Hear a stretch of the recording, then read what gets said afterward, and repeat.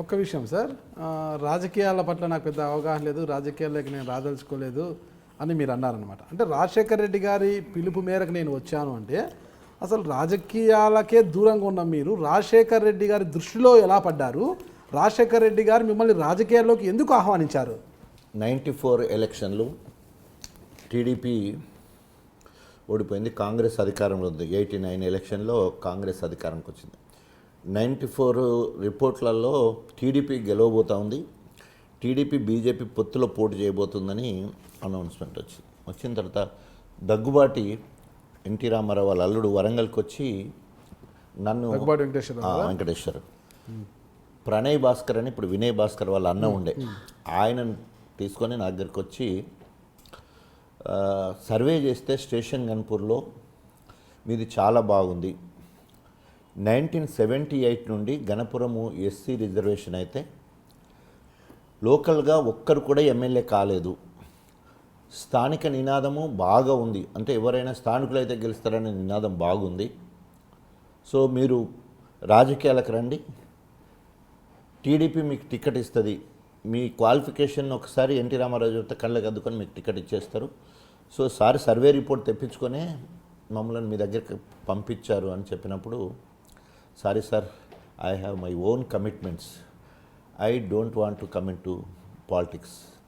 వైద్య వృత్తిలో తృప్తిగా ఉన్నాను. కొత్తగా 93లో నర్సింగ్ హోమ్ స్టార్ట్ చేశాను. 94 కమిట్మెంట్స్ అంటే చిన్న చిన్న అప్పులు అవి ఉన్నాయి, హాస్పిటల్ కట్టడానికి చిట్టీలు గిట్టీలు ఇవన్నీ ఉన్నాయి, నేను రాజకీయాలకు రాలేను సార్ అని చెప్పేసి నిర్మోహమాటంగా చెప్పడం జరిగింది. అది అయిపోయాక ఒక 10 రోజులకి దత్తాత్రేయ కేమ్ టు మీ, ఆయన పర్సనల్గా నా దగ్గరికి వచ్చాడు. బహుశా ఆయన అప్పుడు మరి బీజేపీ ప్రెసిడెంట్ ఉన్నాడు. నా దగ్గరికి వచ్చి సార్ మీరు బీజేపీలోకి రావాలని అంటే నేను నవ్వాను. ఎందుకు నవ్వుతున్నాను అంటే, నాకు తెలుసు మీరు ఎందుకు నవ్వుతున్నారో, మీరు కొంత కమ్యూనిస్టు భావజాలము ప్రోగ్రెస్ ఐడియాలజీ మీది కాలేజీ చరిత్ర కూడా మేము తీసుకున్నాము, దాంట్లో పిఎస్ఓ ప్రోగ్రెసివ్ స్టూడెంట్స్ ఆర్గనైజేషన్ అని ఉండేది, ఆర్ఎస్ పీడిఎస్ కలిసి ఉండేది మా కేఎంసీలో కాకతీయ మెడికల్ కాలేజ్, అక్కడ జనరల్ సెక్రటరీ అట్లాంటివి చేశాను. అయితే అందుకనే నవ్వుతున్నారు మీరు అంటే, లేదు సార్ అంతే ఏం లేదు, కానీ నాకు పాలిటిక్స్ అంటే ఇంట్రెస్ట్ లేదు సార్ అంటే, నేను ఒక సలహా ఇస్తాను అని అన్నాడు. అంటే మీరు కనుక వచ్చేదంటే మేము బీజేపీ టికెట్ ఇక్కడ గన్పూర్లో అడుగుతాం, మాకు ఇచ్చే సీట్లలో మీకు తప్పకుండా ఇస్తాం, సీటు గురించి మీకు 100% గ్యారంటీ అని చెప్పిన. లేదు సార్ రాజకీయాల్లో ఇంట్రెస్ట్ లేదు. తర్వాత మళ్ళీ పోతూ సలహా ఏంటంటే, తప్పకుండా టీడీపీ అధికారంలోకి రాబోతుంది, మిమ్మల్ని కనుక ఎవరైనా అడిగేది ఉంటే మీరు టీడీపీలో జాయిన్ కండి, ప్రభుత్వంకు రాబోతుంది అని చెప్పి గొప్పగా ఉచిత సలహా కూడా ఇచ్చిపోయాడు. మామూలుగా వేరే పార్టీలో జాయిన్ అని కూడా సలహా ఇచ్చిపోయాడు. సో అన్నట్టు 94 ఎలక్షన్ ఆగస్టులో అయినట్టుంది. సో అప్పుడు లోకల్లో ఎవరికి కూడా సోషల్గా ఎదిగని వాళ్ళు ఉన్నారు గన్పూర్ నియోజకవర్గం మొత్తంలో, చదువు ఎడ్యుకేషన్ పరంగా కానీ ఎకనామికల్గా కానీ సోషల్గా కానీ అందరికి పరిచయాలు కానీ ఎవ్వరు లేరు, ఆ స్థాయిలో ఎవ్వరు లేరు. అందుకనే వాళ్ళు సర్వే చేసిన దాంట్లో నేను ఎప్పుడైతే కాదన్నానో, కడియం శ్రీహరి గారు స్థానికేతడు, is from Parvathagiri of Wardhannapet constituency, అక్కడ ఆయన లెక్చరర్గా టీడీపీ పార్టీలో ఉండి వరంగల్లో కూడా చైర్మన్గా, మున్సిపాలిటీ చైర్మన్గా పోటీ చేసి ఓడిపోయాడు. ఆయన ఇక్కడి నుంచి వెళ్ళి ఆయనకు టికెట్ ఇవ్వడం జరిగింది.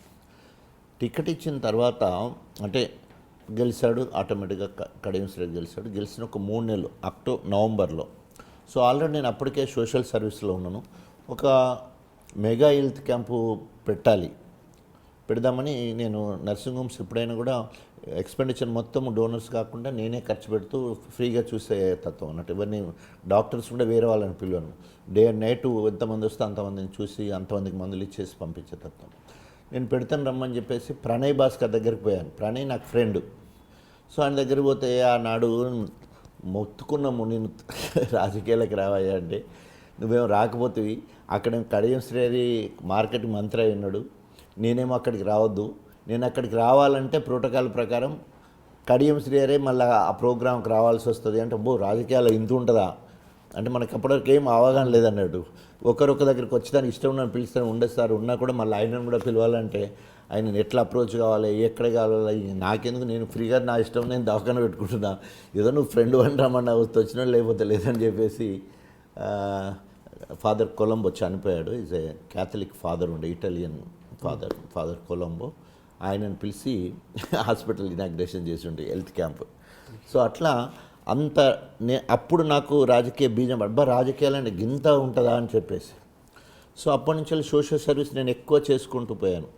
అక్కడ వాటర్ ట్యాంక్ కట్టించడం కావచ్చు, అంబేద్కర్ స్టాచ్యూ పెట్టడం కావచ్చు, యువతను ఎంకరేజ్ చేసి లైబ్రరీ పెట్టించడం కావచ్చు, మహిళలకు శిక్షణ తరగతులు, కుట్టు శిక్షణ తరగతులకు, తర్వాత టీచర్లు ఎవరైనా ఇట్లా బాగా చేస్తున్న కొద్దీ ఆటోమేటిక్గా అధికారంలోకి ఏమో అయిపోతుంది రేపు వస్తాడు అనే భయంతో నా మీద కక్ష పెంచుకునే కార్యక్రమాలు, అంబేద్కర్ స్టాచ్యూ పెట్టడానికి ఆటంకాలు కల్పించడం, ఇవన్నీ చేయడంతో ఇంకా బాగా ఫ్లేరప్ అయిపోయినాం. ఆ క్రమం జరుగుతున్న దాంట్లోనే అప్పుడే 94లో కృష్ణమాదిగా ఈ ఎంఆర్పిఎస్ స్టార్ట్ చేసిండు ఈదుమూడి గ్రామంలో. సో దాంట్లో క్యాస్ట్ పరంగా కూడా, ఎందుకంటే అందరూ అన్ని కులాలలో డాక్టర్స్ ఉన్నారు, అది గొప్పగా వాళ్ళ క్యాస్ట్ల గురించి చెప్పుకుంటున్నారు. సో ఇవాళ ఎవరు చేయలేని ధైర్యము వరంగల్ జిల్లాలో మీరు అన్నట్టు నేను నర్సింగ్ హోమ్ స్టార్ట్ చేశాను. అందరూ వాళ్ళు గొప్పగా చెప్పుకున్నట్టు మనం కూడా మన కులాన్ని ఎందుకు గొప్పగా చెప్పుకోవద్దని చెప్పేసి, అంతవరకు వందల మంది పేషెంట్లు వచ్చినా కూడా రోజు వాళ్ళకి క్యాస్ట్ని బట్టి రారు కదా, మంచి డాక్టర్ అని వస్తారు.